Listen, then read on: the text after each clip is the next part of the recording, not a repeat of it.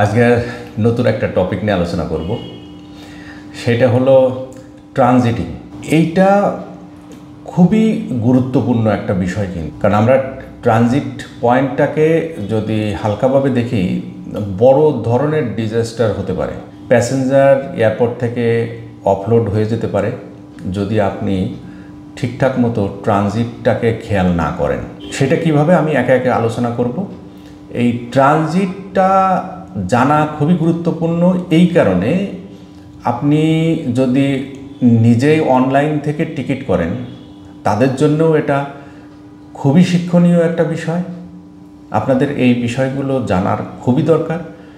যদি কোনো junior agent থেকে থাকেন যারা নতুন করে কাজ শিখছেন, তাদের জন্যও ট্রানজিটটা খুবই গুরুত্বপূর্ণ। কারণ কারোর টিকিট করার আগে কিংবা কোটেশন দেওয়ার আগে আপনাকে এই বিষয়টা খুব ভালোভাবে জানতে হবে কিন্তু। তারপরে আপনি যদি এয়ারলাইন্সে চাকরি করেন, যদি জুনিয়র স্টাফ হন, কিংবা এয়ারলাইন্সে চাকরির জন্য চেষ্টা করছেন, কিংবা এই ট্রেডে জানার জন্য চেষ্টা করছেন, কিংবা আপনি যদি কোনো এজেন্সির মালিক হয়ে থাকেন, টিকিটিং ট্রাভেল এজেন্সির মালিক হয়ে থাকেন, সেক্ষেত্রেও আপনাকে এই বিষয়ে ধারণা থাকতে হবে। কারণ ট্রানজিট বিষয়ে যদি ধারণা না থাকে, তা আপনার বড় ধরনের পেনাল্টি আপনাকে গুনতে হতে পারে। কারণ কোনো প্যাসেঞ্জার আপনি একটা টিকিট করে দেওয়ার পরে, কিংবা আপনি অনলাইন থেকে টিকিট করে নিয়ে যেয়ে যদি এয়ারপোর্ট থেকে অফলোড হন যে আপনি যে ট্রানজিট দিয়ে যাচ্ছেন, সেইটা আপনার ন্যাশনালিটির সাথে যাচ্ছে না, কিংবা এই ন্যাশনালের ওই দেশের উপর দিয়ে ভিসা ছাড়া যাওয়া নিষেধ। আপনি যদি এটা না জানেন, দেখা যাচ্ছে খুব সস্তা টিকিট করেছেন কিংবা অনেক দামি টিকিটই করেছেন, আপনি কিন্তু সাপোর্ট না করলে এয়ারপোর্ট থেকে অফলোড হয়ে যাবেন। এখন আসেন যে ট্রানজিট বিষয়টা কি, একটু ধারণা দেই। সোজা কথা হচ্ছে, ট্রানজিট হলো আপনি কোনো একটা দেশে যাচ্ছেন, যদি মাঝখানে যদি অন্য কোনো থার্ড কান্ট্রি যদি আপনাকে টাচ করে যেতে হয়, তাহলে ওই মাঝখানের দেশটাকে ট্রানজিট পয়েন্ট বলি আমরা। অর্থাৎ একটা উদাহরণ দেই, ধরুন আপনি ঢাকা থেকে লন্ডন যাবেন। লন্ডনে শুধুমাত্র বাংলাদেশ বিমানেরই এখন ডিরেক্ট ফ্লাইট আছে, আর তাছাড়া সব এয়ারলাইন্সে আপনার ট্রানজিট হয়ে যেতে হয়। যেমন এমিরেটস যায় হলো দুবাই হয়ে, কাতার ট্রানজিট নেয় হলো দোহা হয়ে, যার যার হাব বলি আমরা অ্যাভিয়েশনের ভাষায়।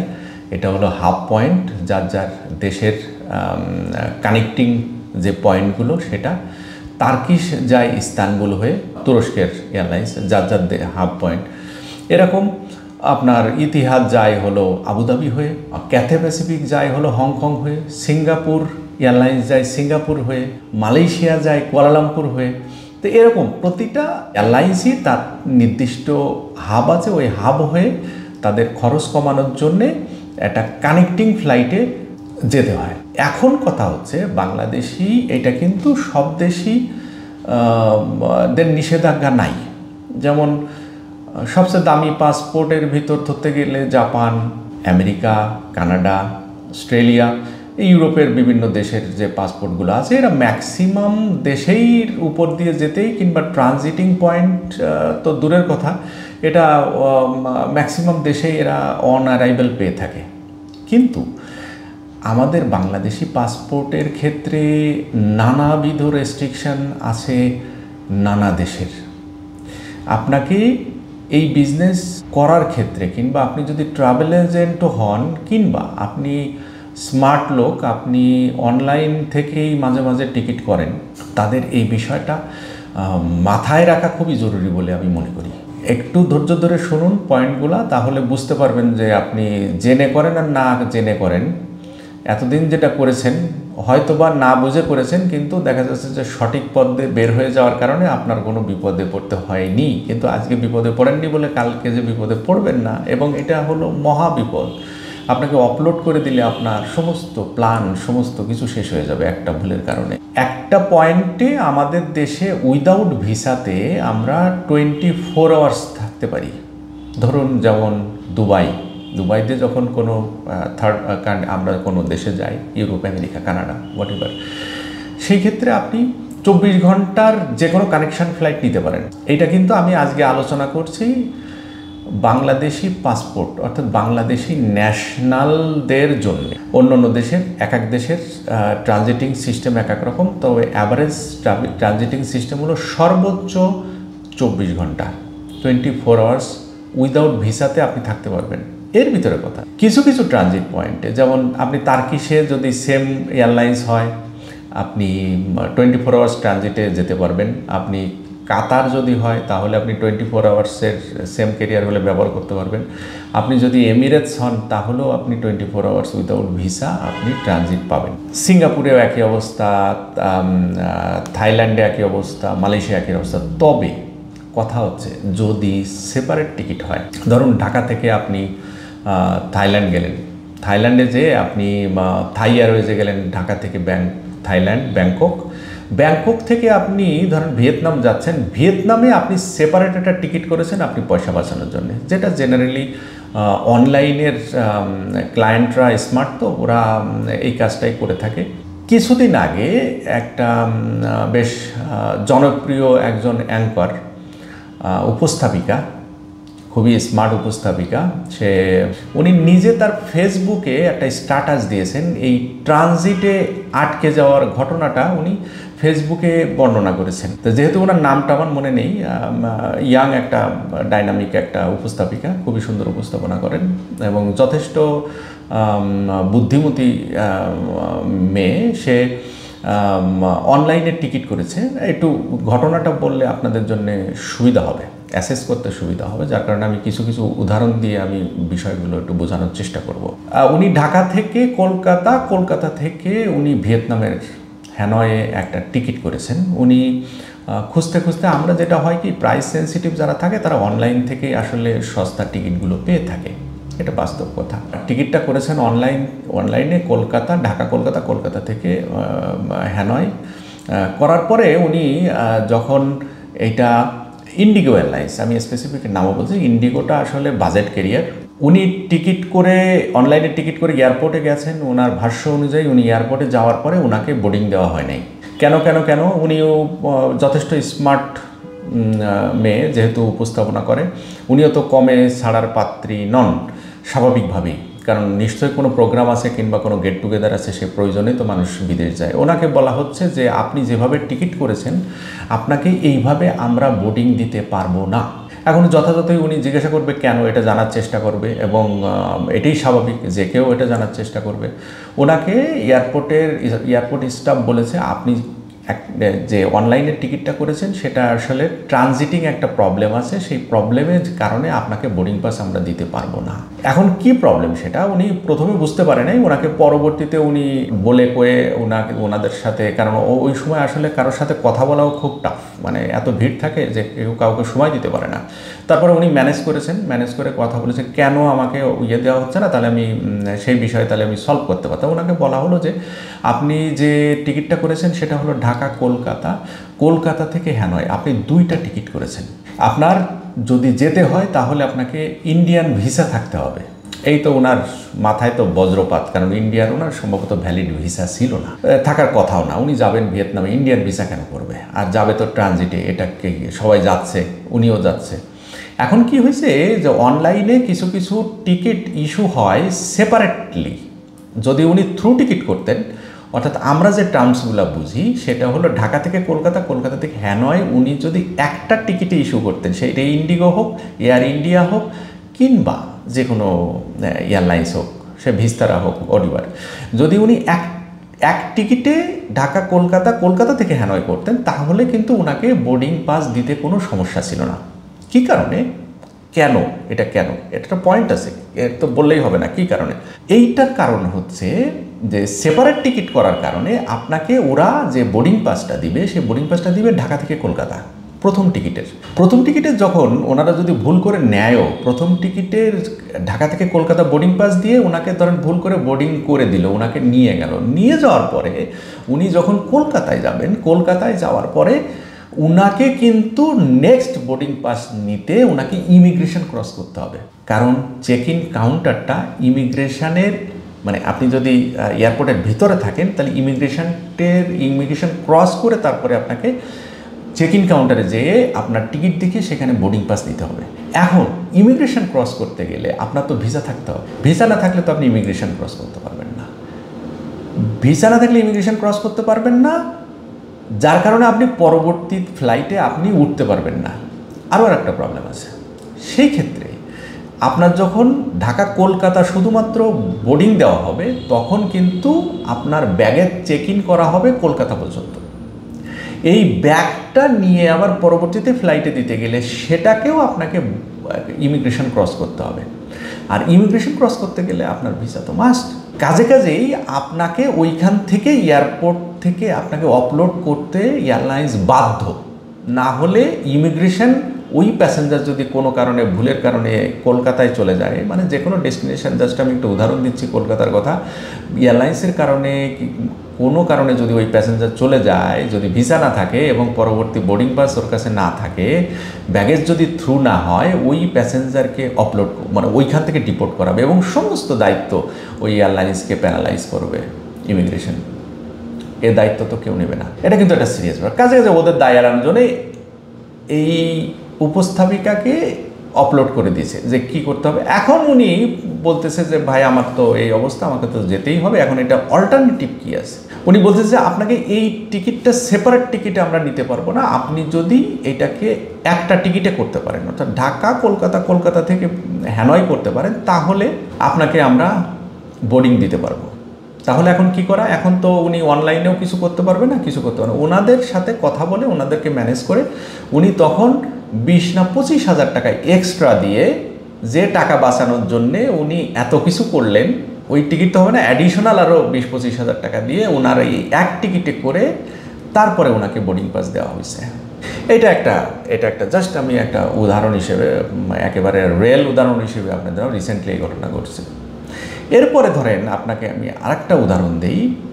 ধরেন আপনার ইন্ডিয়া দিয়ে যখন আপনি কোনো টিকিট করবেন, আরেকটা ঘটনা বলি, একেবারে রিয়েল ঘটনা এটা।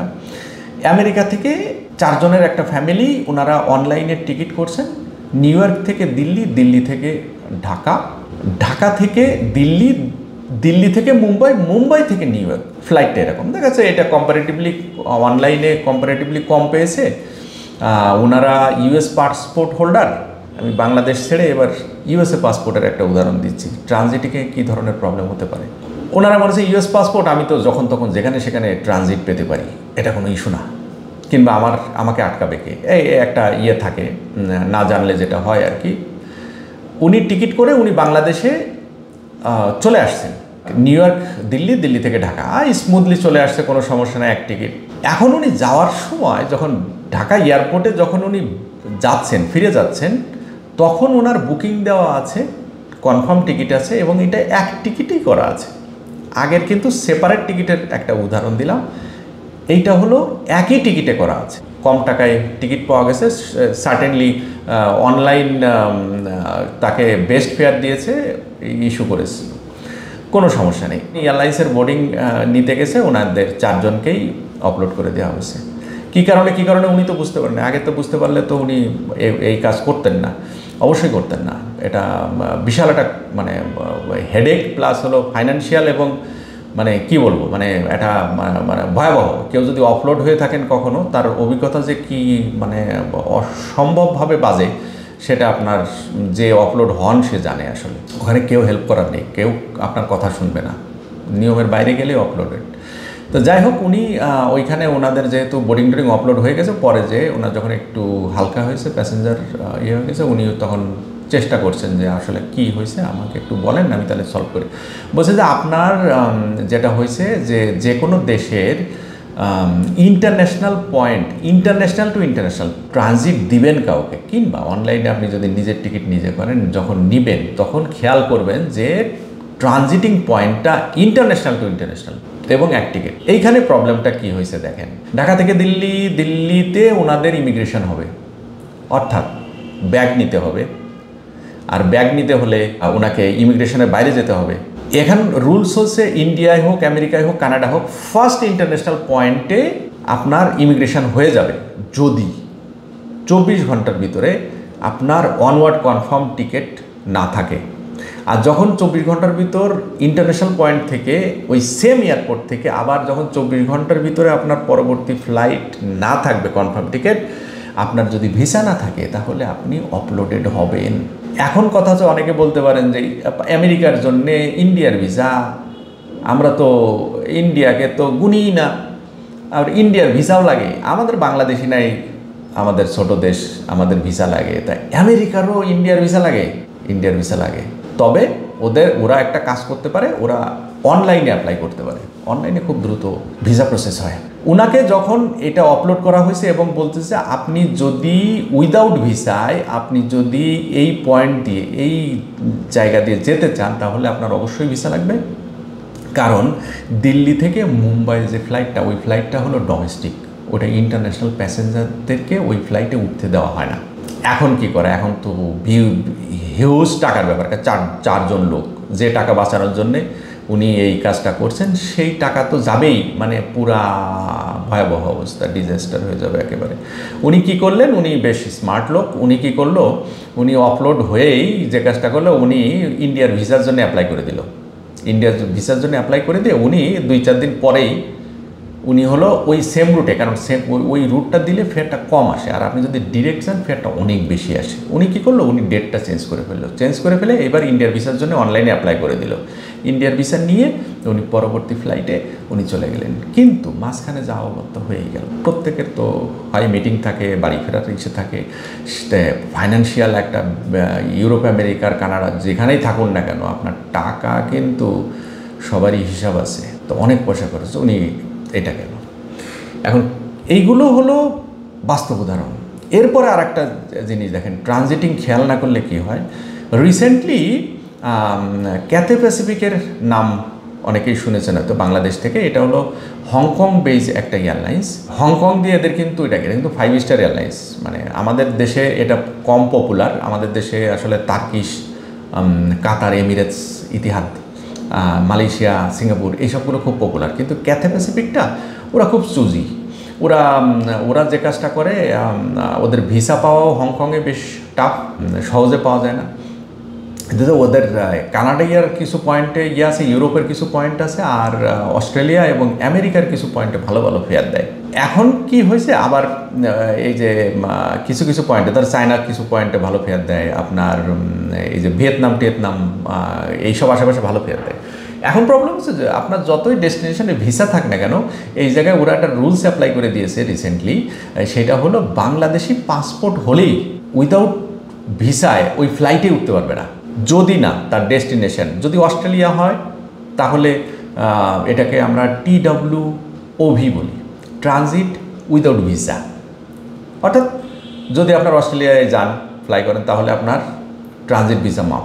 আপনি যদি আমেরিকা যান, ইউরোপে যান, আপনি যদি জাপান যান, কোরিয়া যান, আপনি যদি কানাডা যান, এরকম বড় বড় দেশ, হেভিওয়েট যেসব দেশ আছে, সেই সব দেশে যদি যান, তাহলে আপনার ভিসা লাগবে না, আপনাকে ট্রানজিট উইদাউট ভিসা আপনি ফ্লাই করতে পারবেন। কিন্তু যদি আপনি এই এয়ারলাইন্সের খুব সস্তা ফেয়ার পেয়ে আপনি যদি ভিয়েতনামে যান, আপনি যদি চাইনিজ কোনো পয়েন্টে যান, you will be uploaded at the airport. কিন্তু এইগুলো তো আসলে ওই টিকিট অনলাইনে যখন আপনি টিকিট করবেন, কিংবা জুনিয়র কোনো স্টাফ এই টিকিটগুলো করবে, যদি না ধারণা থাকে, তাহলে তো আপনি একেবারে শেষ, আপনার টাকা, আর যদি টিকিট নন রিফান্ডেবল হয়, শেষ। তো এই জন্য বলছি, ট্রানজিট সে যে ডেস্টিনেশন, সে ইন্ডিয়া হোক, সে হংকং হোক, তারপরে আপনার আরও কিছু বিষয় আছে। আর একটা পয়েন্ট বলি, সেটা হলো ধরুন আপনি থাইল্যান্ড কিংবা মালয়েশিয়া দিয়ে আপনি ভিয়েতনাম যাবেন, কিংবা আপনি লাওস যাবেন, কিংবা আপনি অস্ট্রেলিয়ান পয়েন্টে যাবেন।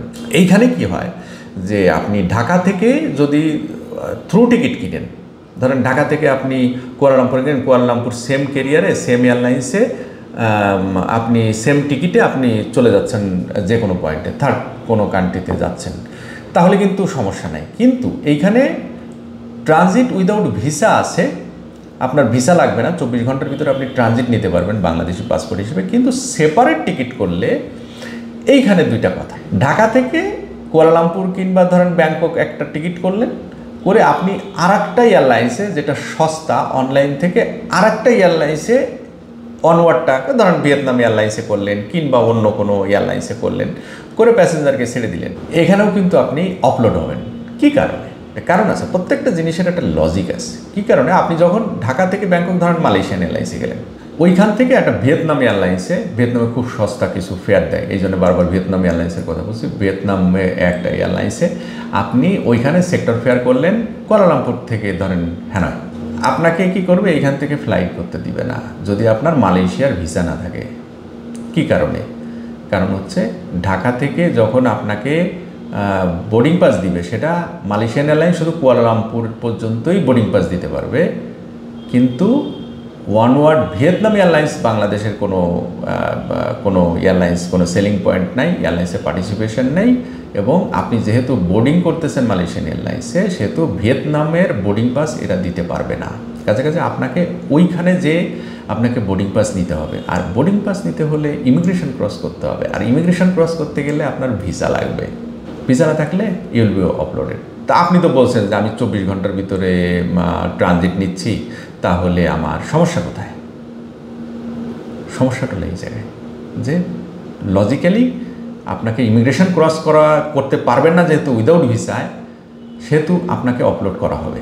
তো এরকম হাজারো উদাহরণ আছে, হাজারো অভিজ্ঞতা আছে, এগুলো আসলে জানতে হবে। আপনি শুধু শুধু সস্তা ফেয়ার দেখলে হবে না, কিংবা এই বিষয়ে না জেনে কোনো কাজ করতে হবে না। আমি সবার প্রতি অনুরোধ করছি, এই বিষয়ে যারা এই রিলেটেড যারা আছেন, এই বিষয়ে আপনি নিজে টিকিট করেন, এজেন্ট করুক, কিংবা যে কোনো আপনি এয়ারলাইন্সেও জব করলেও আপনাকে এইসব বিষয়গুলো খুব গুরুত্বপূর্ণ। শুধু তো এক এয়ারলাইন্সে জানলে হবে না, আপনার প্রোডাক্ট সম্পর্কে জানতে হবে। প্রোডাক্ট জানার বিকল্প নেই। আমি কেন বারবার বলি জানার বিকল্প নেই। শুধু আপনি অনলাইন থেকে ধরেন ওটিএতে আপনি B2B নিয়ে আপনি টিকিট ইস্যু করতেছেন, ওই জায়গায় তো আপনি এই সবগুলো যদি না জানেন, ধরেন আপনি হংকং দিয়ে একটা টিকিট করে দিলেন চায়না পয়েন্টে, কিংবা আপনি সেপারেট টিকিট করে দিচ্ছেন কোনো একটা পয়েন্টে, সেই জায়গায় কোনো ভিসা রিকোয়ার্ড কিনা আপনি বুঝবেন কিভাবে?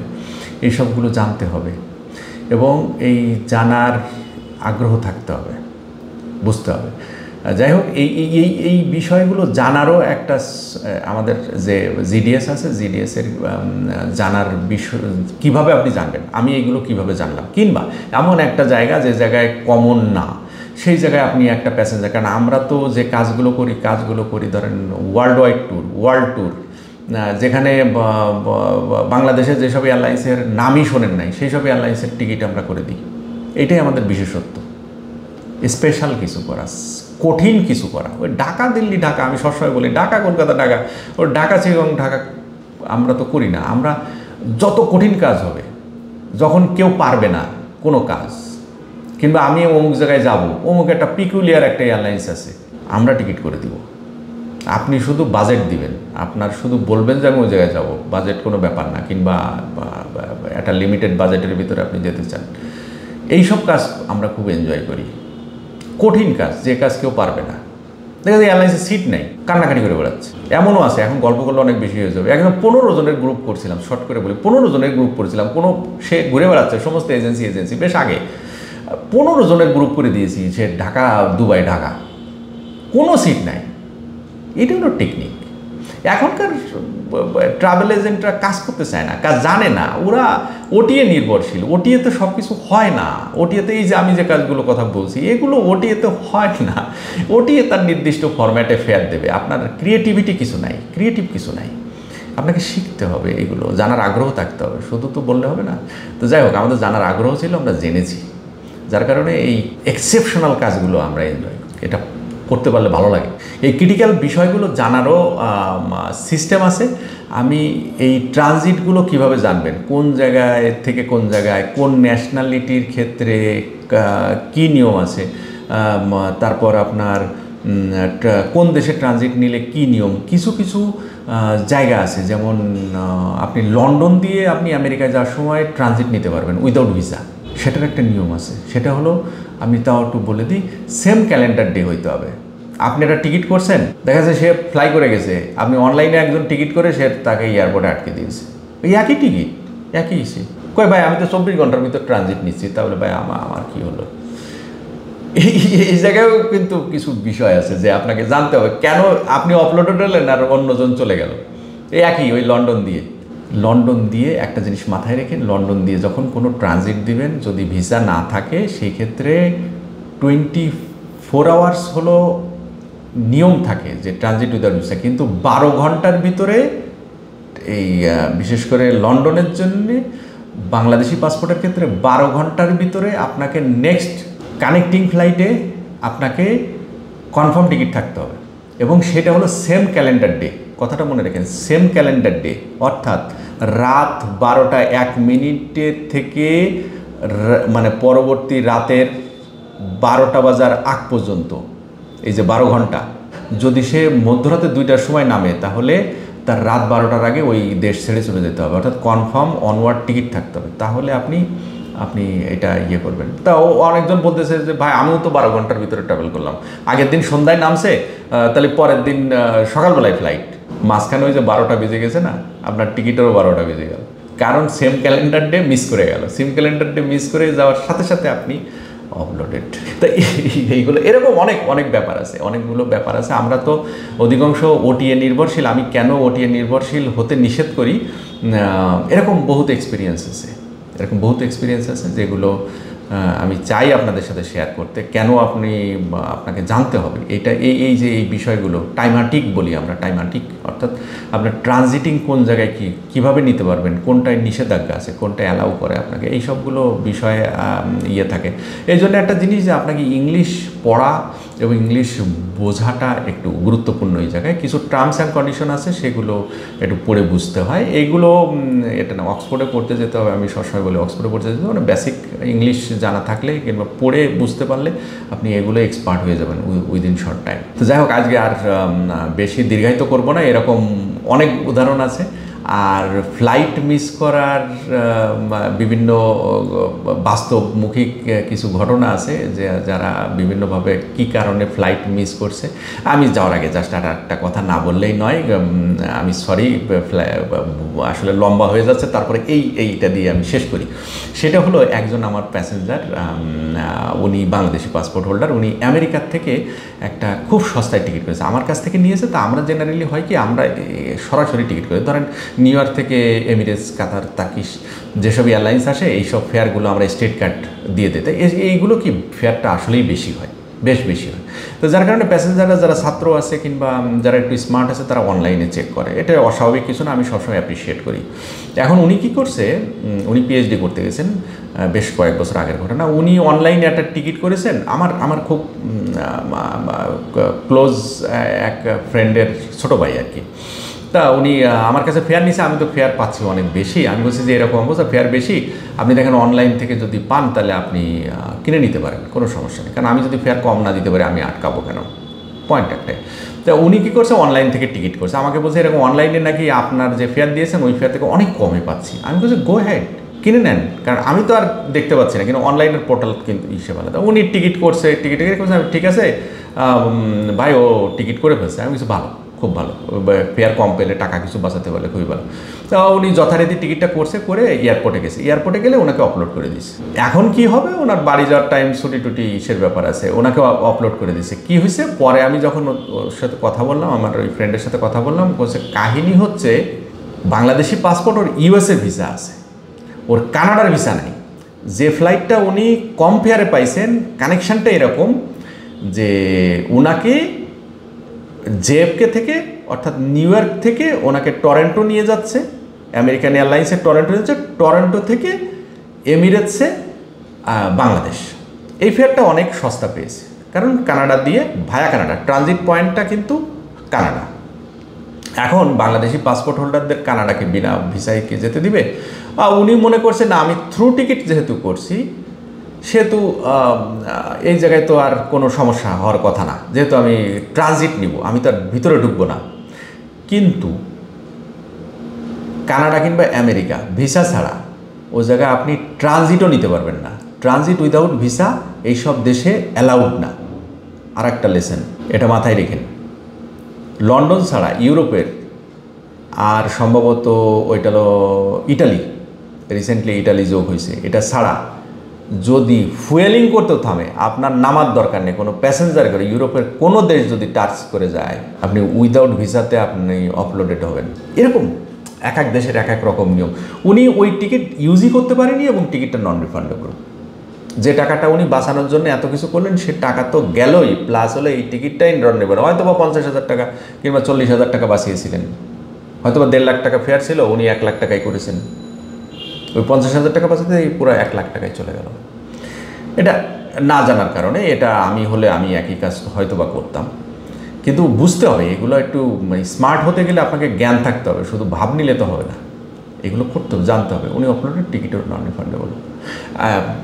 অনেক কথা হয়ে গেল। আসলে এক্সপিরিয়েন্স আসলে এইভাবে বলতে থাকলে আসলে বেরোতেই থাকে, কারণ নানাবিধ এক্সপিরিয়েন্স। কারণ এগুলো আপনি যত কম জানবেন আপনি তত সুখী, আপনি যত কম জানবেন আপনি তত স্মার্ট।